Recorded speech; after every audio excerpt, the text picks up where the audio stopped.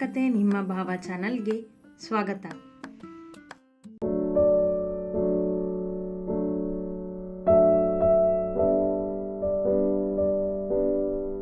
ಅಣ್ಣ, ನಾನು ನಿಮ್ಮ ಜೊತೆ ಮಾತಾಡಬೇಕಿತ್ತು ಎಂದ ಕಂಟಿ ಗಾಬರಿಯಲ್ಲಿ ಆಯುಷ್ಗೆ ಕರೆ ಮಾಡಿ.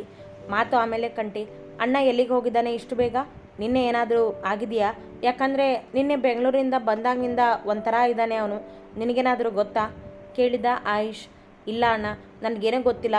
ಕಾರ್ ಕೈ ಕೊಟ್ಟಿದೆ ಅಂತ ಕಾಲ್ ಮಾಡಿದಾಗ ಕಾರ್ ಕಳಿಸಿದ್ದೆ. ಅಷ್ಟರಲ್ಲಿ ಅಣ್ಣ ಮನೆಗೆ ಬಂದಿದ್ದರು.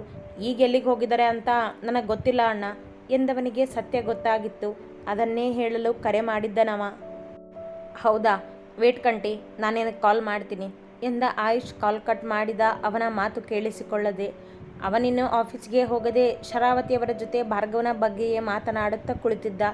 ಭಾರ್ಗವ್ ಅಷ್ಟು ಬೇಗ ಎದ್ದು ಹೋದದ್ದು, ಹಿಂದಿನ ದಿನ ಸರಿಯಾಗಿ ಮಾತನಾಡದೇ ಇದ್ದದ್ದು ಶರಾವತಿಯವರ ಜೊತೆಗೆ ಅವನಿಗೂ ವಿಚಿತ್ರ ಎನ್ನಿಸಿತ್ತು. ಏನೇ ಮಾತಿದ್ದರೂ ಭಾರ್ಗವ್ ನೇರವಾಗಿ ಹೇಳಿಬಿಡುವನಲ್ಲವೇ? ಈಗ ಅವನ ವರ್ತನೆ ಅನುಮಾನ ಹುಟ್ಟಿಸಿತ್ತು. ಅಮ್ಮ, ಅಣ್ಣ ಎಲ್ಲಿಗೆ ಹೋಗಿದ್ದಾನೆ ಅಂತ ಕಂಟಿಗೂ ಗೊತ್ತಿಲ್ಲವಂತೆ ಎಂದ. ಅವನನ್ನು ಇನ್ನೂ ಹೇಗೆ ಸುಧಾರಿಸಬೇಕು ಆಯು? ಪೂರ್ಣ ಬೇಸರ ಮಾಡ್ಕೊಂಡಿದ್ದಾಳೆ ಎಂದರು ಬೇಸರದಲ್ಲೇ ತಲೆ ತಗ್ಗಿಸಿ. ಅವರ ಬೇಸರ ಕಂಡು ಅವರ ಕೈ ಹಿಡಿದ ಆಯುಷ್ ತನ್ನ ಕೈಯಲ್ಲಿದ್ದ ಫೋನನ್ನು ಹಾಸಿಗೆಯ ಮೇಲಿಟ್ಟು ತಪ್ಪು ಮಾಡಿದ. ಬೇಸರ ಮಾಡ್ಕೋಬೇಡಿ ಅಮ್ಮ ಎಂದಾಗ ರೀ ಎನ್ನುತ್ತಾ ಬಂದಳು ಅಮೃತ. ತಮ್ಮ ಬೇಸರ ಸೊಸೆಯ ಮುಂದೆ ತೋರಿಸಿಕೊಳ್ಳಬಾರದೆಂದು ಮುಖ ತಿರುಗಿಸಿದರು ಶರಾವತಿ. ಅಮ್ಮ, ಒಂದು ನಿಮಿಷ, ಡ್ರೈವರ್ಗೆ ಅಮ್ಮನ ಆಫೀಸ್ಗೆ ಬಿಟ್ಟು ಬರೋದಕ್ಕೆ ಹೇಳಿ ಬರ್ತೀನಿ ಎಂದು ಮೇಲೆದ್ದು ಹೊರನಡೆದ. 5 ನಿಮಿಷವಷ್ಟೇ ಕಳೆದಿದ್ದು. ಕಂಟಿ ಮತ್ತೆ ಕರೆ ಮಾಡಿದ ಆಯುಷ್ ಫೋನಿಗೆ.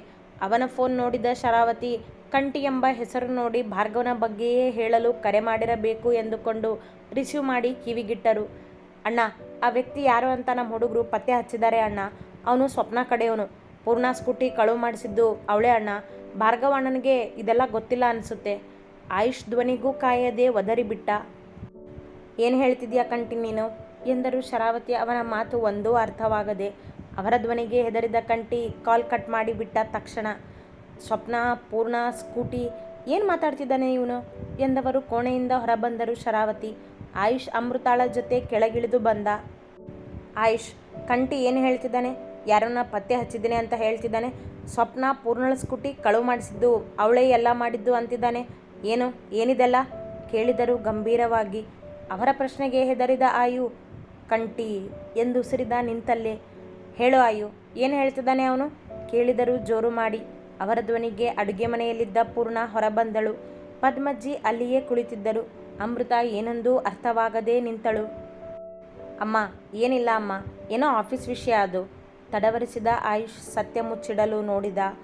ಆಫೀಸ್ ವಿಷಯ ಆಗಿದ್ರೂ ನನಗೆ ಗೊತ್ತಾಗಲೇಬೇಕು ಎಂದರು ಶರಾವತಿ ಹಠಕ್ಕೆ ಬಿದ್ದು. ಆಯುಷ್ ಏನು ಹೇಳಬೇಕೆಂದು ತೋಚದೇ ನಿಂತ.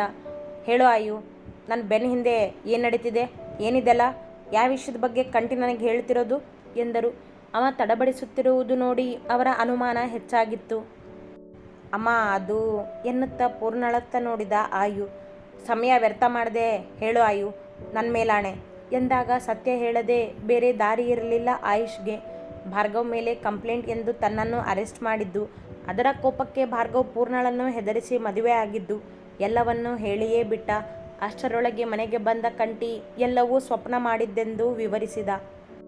ಸ್ಕೂಟಿ ಕಳುವು ಮಾಡಿದ್ದವ ಸಿಕ್ಕಿಬಿದ್ದಾಗ ಬಿದ್ದ ಹೊಡೆತಗಳಿಗೆ ಹೆದರಿ ಸ್ವಪ್ನ ಸ್ಕೂಟಿ ಕಳುವು ಮಾಡಲು ಹೇಳಿದ್ದೆಂದು ಒಪ್ಪಿಕೊಂಡಿದ್ದ.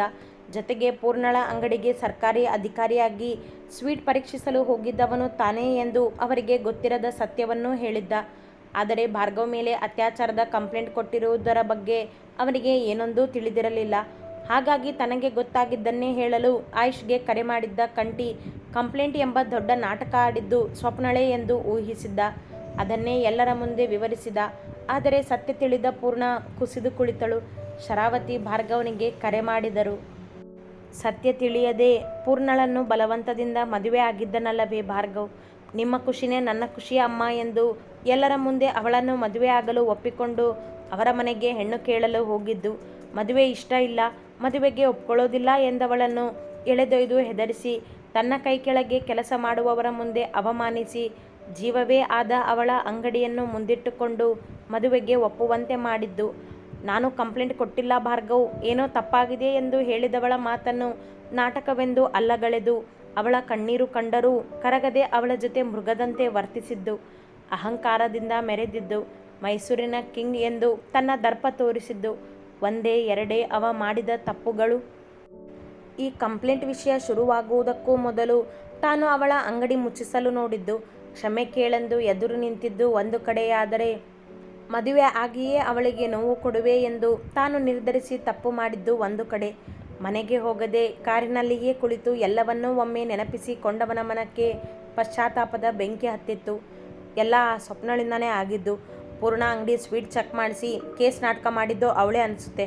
ಸುಮ್ಮನೆ ಬಿಡೋದಿಲ್ಲ ಸ್ವಪ್ನ ನಾನು ನಿನ್ನನ್ನು. ಕೋಪಗೊಂಡ ಸ್ವಪ್ನಳ ಮೇಲೆ, ಅವಳನ್ನು ಆಮೇಲೆ ನೋಡ್ಕೊಳ್ಳುವಂತೆ, ಮೊದಲು ನಿನ್ನ ತಪ್ಪಿಗೆ ಶಿಕ್ಷೆ ಏನು ಅಂತ ಹೇಳು. ಮದುವೆ ಆಗೋಕ್ಕೆ ಇಷ್ಟ ಇಲ್ಲ ಅಂದರೂ ಮದುವೆ ಆಗಿ ಆ ಹುಡುಗಿ ಕನಸುಗಳನ್ನ ನಾಶ ಮಾಡಿ ಅವಳ ಭಾವನೆಗಳ ಜೊತೆ ಆಟ ಆಡಿಬಿಟ್ಟೆ ನೀನು ಎಂದಿತ್ತು ಮನ. ಅವಳು ಇವನ ಮೇಲೆ ಪ್ರೀತಿ ಇಟ್ಟಿರುವಳೆಂದು ಇವನಿಗೆ ಸುಳಿವೇ ಇಲ್ಲವಲ್ಲ. ಹಾಗಾಗಿ ಅವಳ ಜೀವನ ಹಾಳು ಮಾಡಿದೆ ಎಂದುಕೊಂಡ. ಈಗೇನು ಮಾಡಬೇಕು ನಾನು ಎಂದು ಯೋಚಿಸುತ್ತಾ ಕುಳಿತ. ಅಮ್ಮನಿಗೆ ಈ ವಿಷಯ ಗೊತ್ತಾಗಬಾರ್ದು. ಪೂರ್ಣಂಗೆ ನಡೆದಿರೋದನ್ನೆಲ್ಲ ಹೇಳ್ತೀನಿ. ಅವಳ ಹತ್ರ ಕ್ಷಮೆ ಎಂದು ಬಂದಾಗ ತಟಸ್ಥನಾದ. ಮತ್ತೆ ಯಾಕೆ ಕ್ಷಮೆ ಕೇಳೋದಕ್ಕೆ ಧೈರ್ಯ ಇಲ್ವಾ? ನೀನೇ ಮಂಡಿಯೂರಿ ಕ್ಷಮೆ ಕೇಳಬೇಕು. ಹಾಗೆ ಮಾಡ್ತೀನಿ ಅಂದಿದ್ದೆ ಅವಳ ಮುಂದೆ, ಆದರೆ ತಪ್ಪು ಮಾಡಿರೋದು ನೀನು ಎಂದಿತ್ತು ಧನಾತ್ಮಕ ಮನಸ್ಸು. ಹಾಗಂತ ನೀನು ಅವಳ ಮುಂದೆ ಮಂಡಿಯೂರಿ ಕ್ಷಮೆ ಕೇಳ್ತೀಯ ಭಾರ್ಗವ್? ಇಲ್ಲ, ನೀನು ಮೈಸೂರಿನ ಕಿಂಗ್ ಭಾರ್ಗವ್ ಶರ್ಮಾ. ಯಾರ ಮುಂದೆನೂ ತಲೆ ಬಾಗೋದಿಲ್ಲ. ಸತ್ಯ ಏನೋ ಅಂತ ನಿನಗೆ ಗೊತ್ತಾಗಿದೆಯಲ್ಲ, ಅಷ್ಟು ಸಾಕು ಹೋಗು. ಇದನ್ನೆಲ್ಲ ಯಾರಿಗೂ ಹೇಳದೆ ಪೂರ್ಣ ಜೊತೆ ಇನ್ನು ಮುಂದೆ ಜಗಳ ಮಾಡದೆ ಅವಳಿಗೆ ನೋವು ಕೊಡದೆ ಇದ್ದುಬಿಡು ಎಂದಿತು ನಕಾರಾತ್ಮಕ ಮನಸ್ಸು. ಎರಡೂ ಯೋಚನೆಗಳ ನಡುವೆ ಸಿಲುಕಿದ ಭಾರ್ಗವ್ ನೋ ಎಂದು ಚೀರಿ ಕುಳಿತ, ಕೈಗಳಲ್ಲಿ ಮುಖ ಹುದುಗಿಸಿ. ನಿಮಿಷಗಳಲ್ಲಿ ಫೋನ್ ರಿಂಗ್ ಆಯಿತು. ಕೈ ಸರಿಸಿ ನೋಡಿದ. ಅಮ್ಮ ಎಂದಿತ್ತು. ರಿಸೀವ್ ಮಾಡಿದವ ಮಾತನಾಡುವ ಮೊದಲೇ, ಈಗ ನೀನು ಎಲ್ಲೇ ಇದ್ದರೂ ಮನೆಗೆ ಬಾ ಭಾರ್ಗವ್, ನಾನು ನಿನ್ನ ಜೊತೆ ಮಾತಾಡಬೇಕು ಎಂದರು ಗಂಭೀರವಾಗಿ. ಬರ್ತಿದ್ದೀನಿ ಅಮ್ಮ. ಮೆತ್ತಗೆ ನುಡಿದವ ಅವರು ಮಾತನಾಡಬೇಕೆಂದಿರುವ ವಿಷಯ ಯಾವುದೆಂದು ಯೋಚಿಸಲಿಲ್ಲ. ಮನದ ತುಂಬ ಇದ್ದದ್ದು ಪಶ್ಚಾತ್ತಾಪವೇ. ಈ ಮೈಸೂರಿನ ಕಿಂಗ್ ಭಾರ್ಗವ್ ಶರ್ಮಾ ಯಾವಾಗಲೂ ಕಿಂಗ್ ಆಗಿಯೇ ಇರ್ತಾನೆ. ತಪ್ಪು ಮಾಡಿದವ್ರನ್ನ ಹೇಗೆ ಕ್ಷಮಿಸೋದಿಲ್ವೋ ಹಾಗೆ ತಾನು ತಪ್ಪು ಮಾಡಿದಾಗ ಕ್ಷಮೆ ಕೇಳದೇ ಇರೋದಿಲ್ಲ ಎಂದುಕೊಂಡು ಕಾರ್ ಸ್ಟಾರ್ಟ್ ಮಾಡಿ ಮನೆಯ ದಾರಿ ಹಿಡಿದವನಿಗೆ ಊಹೆಯೂ ಇಲ್ಲ ಆಗಲೇ ಶರಾವತಿಯವರಿಗೆ ಸತ್ಯ ತಿಳಿದು ಹೋಗಿದೆ ಎಂದು. ಕ್ಷಮೆ ಕೇಳೋ ದಿನ ಬರುತ್ತೆ, ಆದರೆ ಕ್ಷಮೆ ಕೇಳೋದು ನಾನಲ್ಲ, ನೀನು ಆದರೂ ನಾನು ನಿನ್ನನ್ನು ಕ್ಷಮಿಸೋದಿಲ್ಲ ಎಂದಿದ್ದ ಪೂರ್ಣಳ ಮಾತು ನೆನಪಾಯಿತು. ನೀನು ಕ್ಷಮಿಸ್ತೀಯೋ ಇಲ್ವೋ ಗೊತ್ತಿಲ್ಲ ಪೂರ್ಣ, ಆದರೆ ಆಗಿರೋದನ್ನೆಲ್ಲ ನಿನ್ನ ಹತ್ರ ಹೇಳಿ ಕ್ಷಮೆ ಕೇಳೋವರೆಗೂ ನನಗೆ ನೆಮ್ಮದಿ ಇರೋದಿಲ್ಲ ಎಂದುಕೊಂಡ ತನ್ನಲ್ಲೇ. ಮತ್ತು ಇದೆಲ್ಲ ನಿನ್ನ ತಾಯಿಗೆ ಗೊತ್ತಾದರೆ ಪ್ರಶ್ನಿಸಿತು ಮನ. ಅವರಿಗೆ ಇದೆಲ್ಲ ಗೊತ್ತಿಲ್ಲ. ನಾನು ಮೊದಲು ಪೂರ್ಣ ಜೊತೆ ಮಾತಾಡಬೇಕು. ಅವಳು ಏನು ನಿರ್ಧಾರ ತಗೋತಾಳೋ ಅದ್ರ ಮೇಲೆ ಮುಂದಿನ ಯೋಚನೆ ಮಾಡ್ತೀನಿ ಎಂದು ಮತ್ತೇನೂ ಯೋಚಿಸದೆ ತನ್ನ ನಿರ್ಧಾರಕ್ಕೆ ಬದ್ಧನಾಗಿ ಮನೆಗೆ ನಡೆದ. ಅವ ಯಾವ ಸತ್ಯವನ್ನು ತಪ್ಪಾಗಿ ತಿಳಿದು ಪೂರ್ಣಳ ಮೇಲೆ ದ್ವೇಷ ಬೆಳೆಸಿಕೊಂಡಿದ್ದನೋ ಆ ದ್ವೇಷ, ಕೋಪ ಇಂದು ಸತ್ಯ ತಿಳಿದು ನೆಲ ಕಚ್ಚಿತ್ತು. ಇತ್ತ ಶರಾವತಿ ಮಗ ಮತ್ತೊಂದು ಹೆಣ್ಣಿನ ಜೀವನ ಹಾಳು ಮಾಡದಿರಲಿ ಎಂದು ಎಷ್ಟು ಕಾಳಜಿ ವಹಿಸಿದ್ದರೋ ಅದೇ ನಡೆದು ಹೋಗಿದೆ ಎಂದು ಕೋಪಗೊಂಡರು. ಒಂದು ಕಡೆ ತಪ್ಪು ಮಾಡಿದ್ದರ ಪಶ್ಚಾತ್ತಾಪ, ಇನ್ನೊಂದು ಕಡೆ ತಾಯಿಯ ಕೋಪ. ಹೇಗೆ ಸಹಿಸುವ ಮೈಸೂರಿನ ಕಿಂಗ್ ಭಾರ್ಗವ್ ಶರ್ಮಾ? ಅತಿ ಹೆಚ್ಚಿನ ಕಥೆಗಳಿಗಾಗಿ ಹಿಂಬಾಲಿಸಿ ಪ್ರತಿಲಿಪಿ ಆ್ಯಪ್ನಲ್ಲಿ ಪ್ರತಿಮಾ SH ಅವರನ್ನು.